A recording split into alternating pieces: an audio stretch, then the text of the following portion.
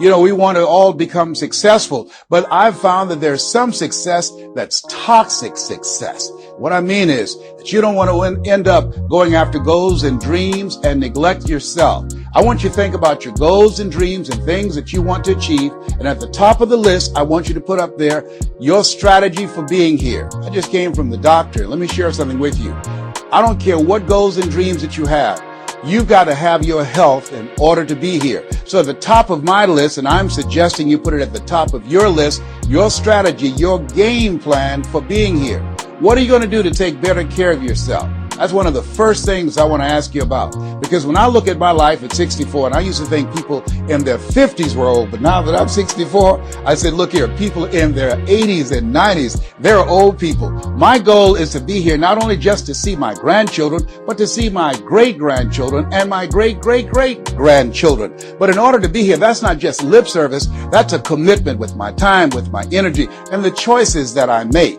So I want you to think about your strategy for being here, and I want you to think about your goal for securing your life in your future. See, as I get older, my goal right now is to become an asset to my children rather than a liability, financially and physically. See, I don't want to be a burden to my children. I don't even know if they like me that well.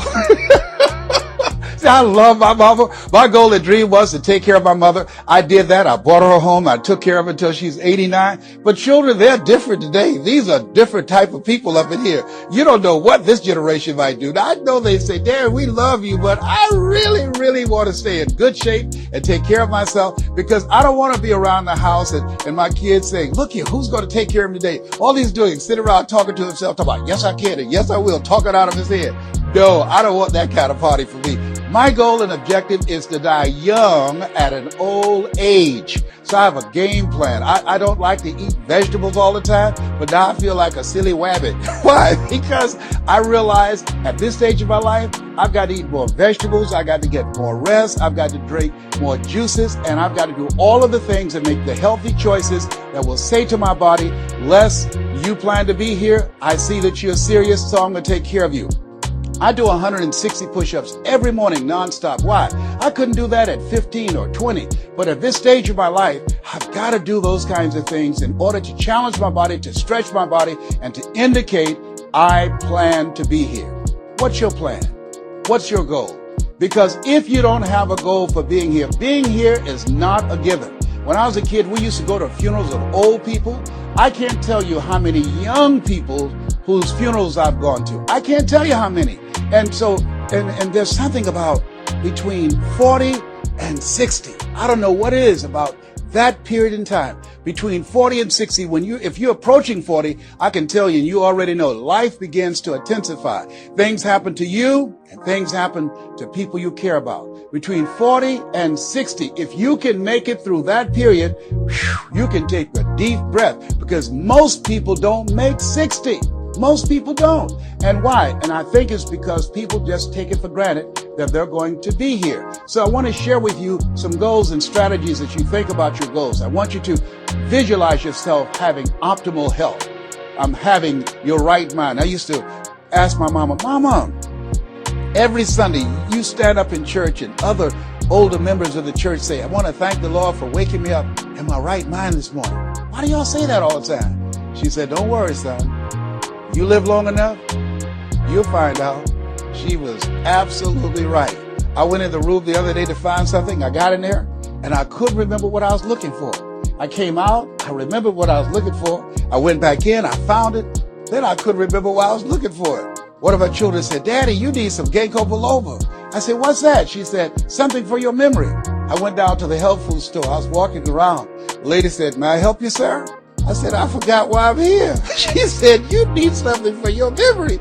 I said, I know. So they took me over to a little section and I bought the stuff and then I took it home. Now, I can't remember where I put it. So when I got up this morning, I said, I want to thank the Lord for waking me up in my right mind this morning. See, if you woke up in your right mind before it, that's a good thing. I called a friend of mine the other day, Miss Williams, said, Miss Williams, how you doing?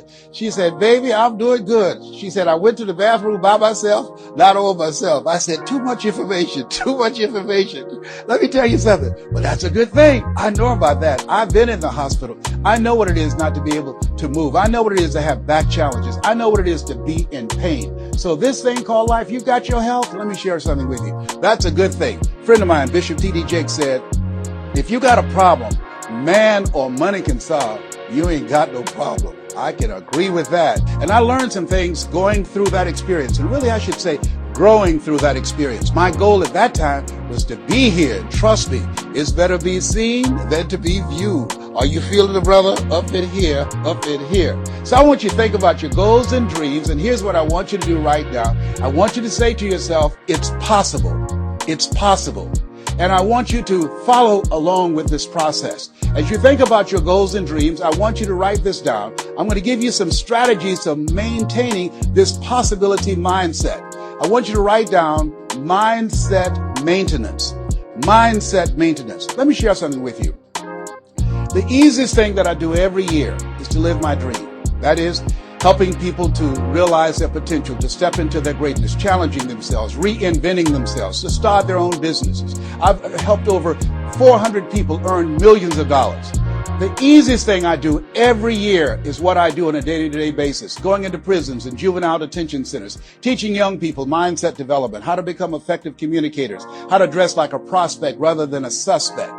Those are the easy things that I do. Let me share with you the most difficult thing that I've ever done in my life. And that was to believe that I could do it. That's the most difficult thing that I've ever done in my entire life. To believe that I, Les Brown, who was born in an abandoned building on a floor in a poor section of Miami, Florida, with a twin brother.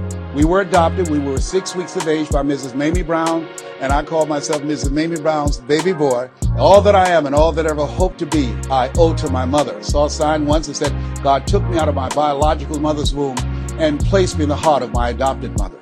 To believe that I, Les Brown, who was labeled educable mental retarded, put back from the 5th grade to the 4th grade, failed again when I was in the 8th grade, to believe that I had the ability to live the life that I'm now living. No one could have told anybody who knew me, including myself, looking in on us when Mrs. Mamie Brown was raising us in a poor section of Miami, Florida called Liberty City in Overtown, that I would be who I am right now. I didn't even know that. And I want you to think about your goals and dreams, and I want you to expand them. Why? Because it has been said that most people fail in life not because they aim too high and miss. No, most people fail in life because they're just like I was for 14 years. They aim too low and hit, and many never aim at all. Not at all. They just go through life surviving. Someone said that many people die at age 25 and don't get buried until they're 65. I was talking to a friend of mine named Rosia, and I said, Rosia, how you doing? And she said, let me tell you something. Life is a mess. I said, girl, what are you talking about? She said, my life is a mess. She said, you know what? She said, I just was sitting up here thinking, I haven't lived. I haven't lived. She said, I've been working hard all my life, paying bills and taking care of my children, and my children are gone, and I've just been thinking, I haven't done anything. She said, when I die, I don't want when people view my body, I don't want them to say, oh, she had a funny expression on her face. I said, what do you mean by that? I don't want to have an expression that I'm mad. Because if I died right now, I would be mad. I said, why? What are some of the things you'd like to do? She said, travel. I would love to travel. I'd like to see the pyramids. I've never been to Paris. I want to go to Paris. I've never been there. There are things that I want to see, things I want to do. She said, I want to make a difference in young girls' lives, teenage mothers. I was a teenage mother. I want to be able to make a difference in their lives and see the impact that I had on their lives. And she mentioned a variety of things. And I remember a story about a lady who went to the doctor and she was diagnosed with terminal cancer.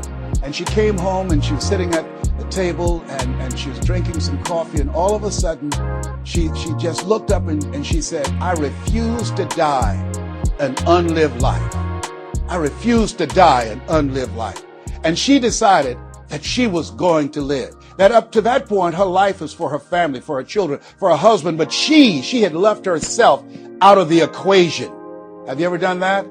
I remember at a period of my life, I was going to work and I was working on a job that I hated.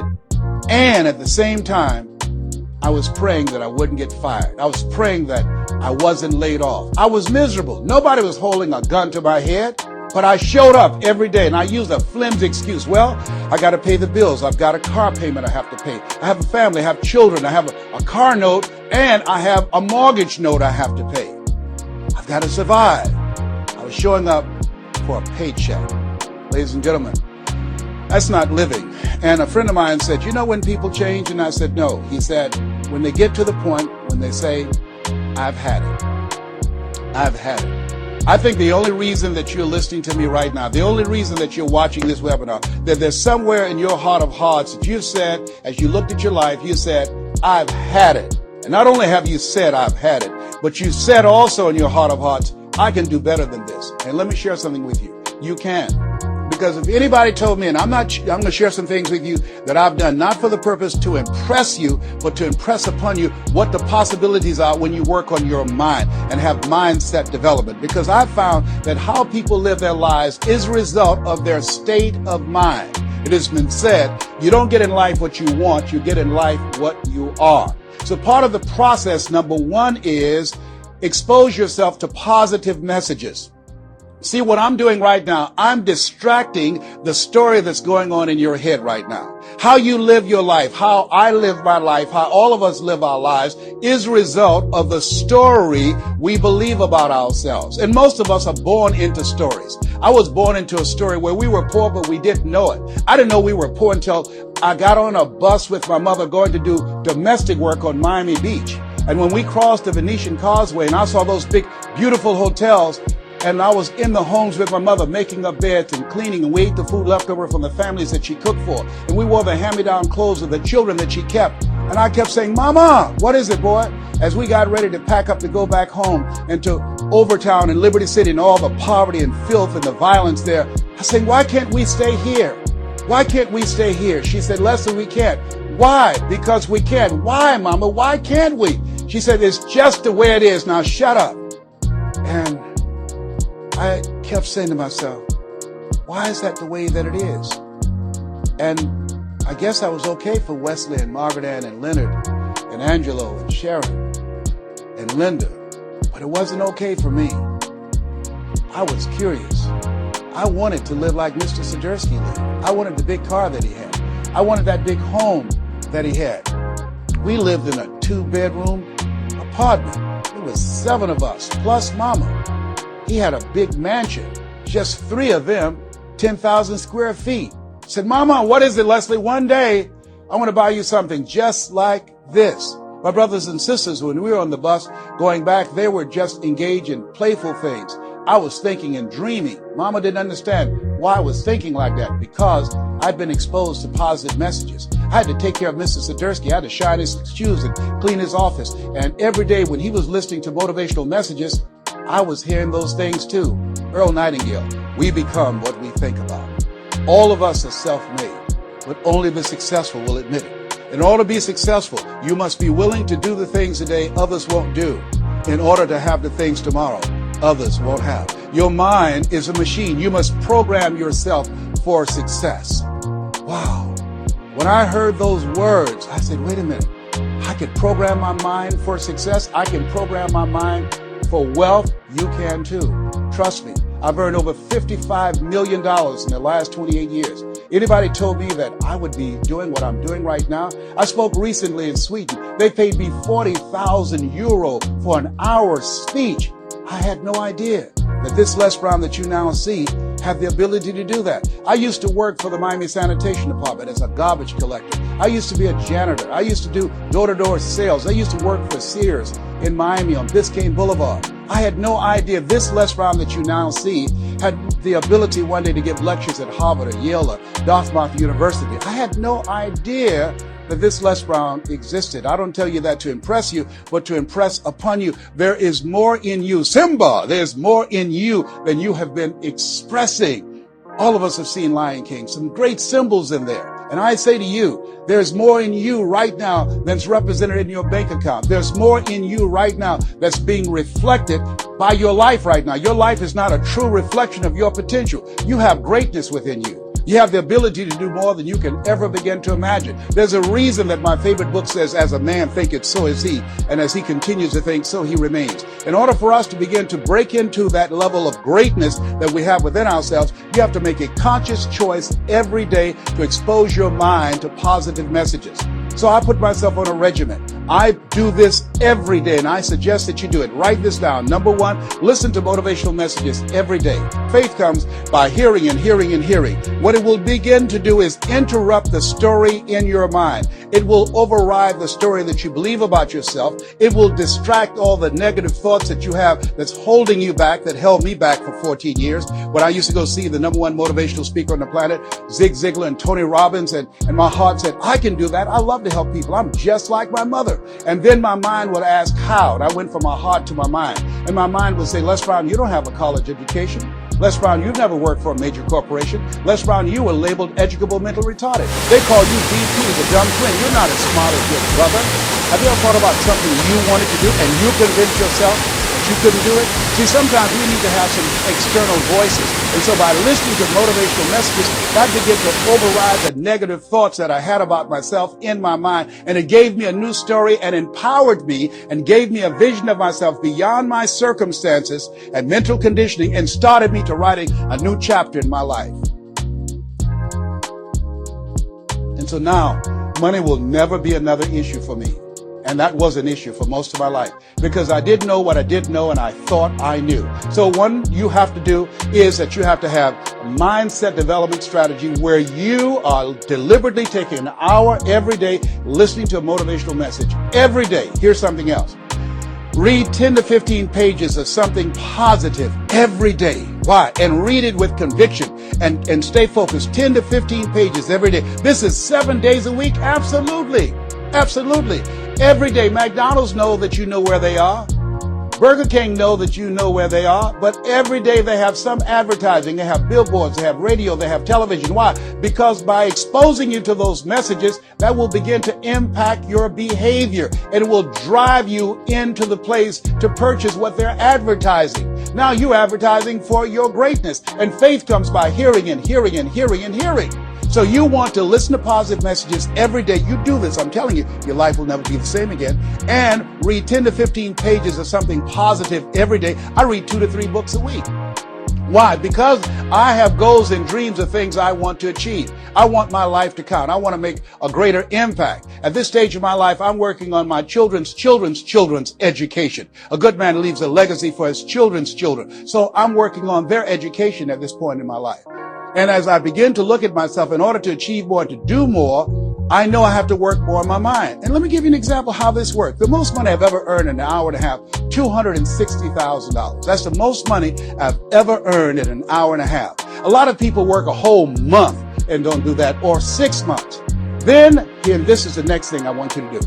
I want you to look at your relationships, and I want you to upgrade your relationships. See, MIT did a study, and this study indicated that you earn within $2,000 to $3,000 of your closest friends. Not only did I start reading books every day and listening to positive messages, but I separated myself from my friends who did not have goals and who did not have dreams. Why? Because people rub off on you. It's called a mind virus. You earn within $2,000 to $3,000 of your closest friends. So when you upgrade your relationships, you got to ask yourself the question, who is it that I need to associate with, that I can learn from, that I can grow mentally, emotionally, spiritually, and financially? By aligning myself with another person that I can learn from. And Dr. Dennis Kimbrough said, if you're the smartest one in your group, you need to get a new group. Whoa, think about that. I was the smartest one in my group. Then one person called me who had been admiring me for years and said, Les, I want you to coach me and my trainers on how to tell a story and create value for an audience. And I want to share with you some things. I want to teach you some things, old man. I said, is that right? He said, yes. You always say you're never too old to learn and you're never too young to teach. I want to teach you some things. I said, okay, I'm open to that. Now let me share this with you. He blew my mind.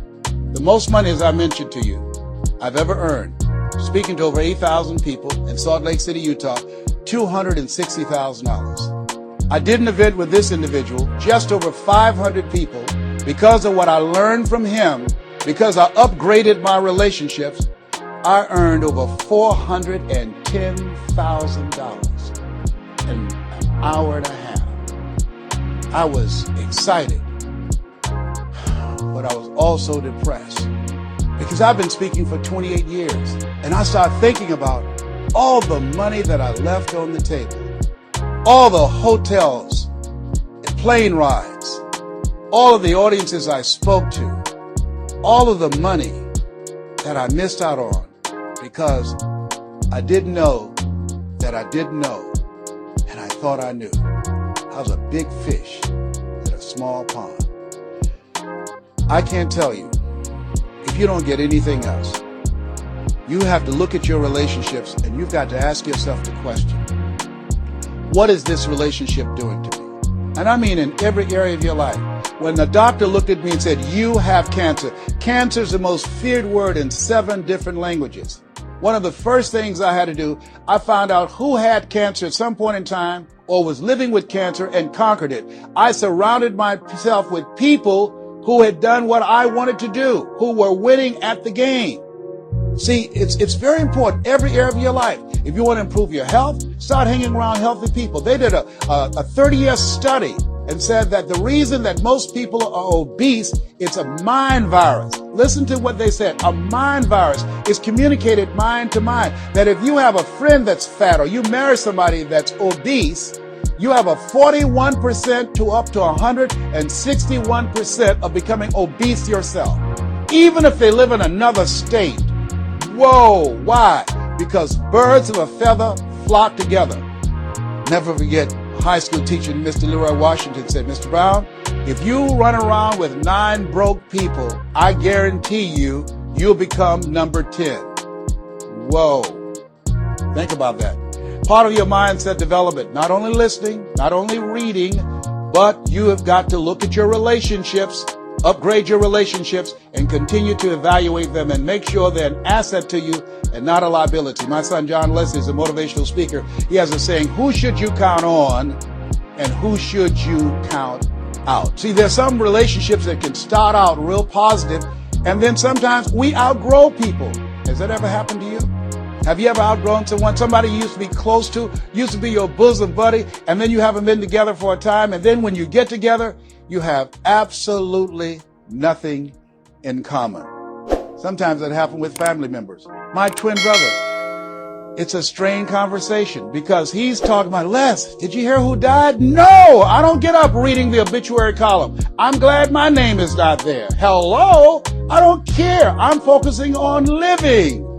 Our conversations are so different. Isn't it interesting how you could be raised in the same family, same circumstances, by the same parents and end up dramatically different? It's called life.